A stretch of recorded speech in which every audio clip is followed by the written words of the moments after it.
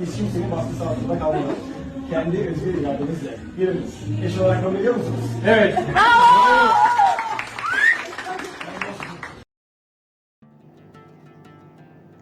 Xəbər verdiyimiz kimi Türkiyədə məşhurlaşan Azərbaycanlı aktrisa Nəsrin Cavadzadə ailə qurub.